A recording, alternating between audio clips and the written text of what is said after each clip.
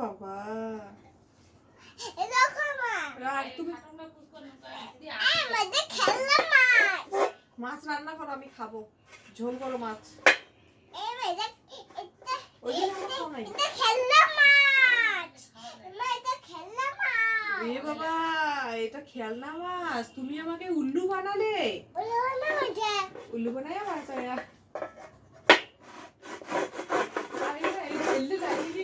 মা আমি টিভি মাছ খাইছি পাপা আমি টিভি মাছ খাইছি তাই দেখি দেখি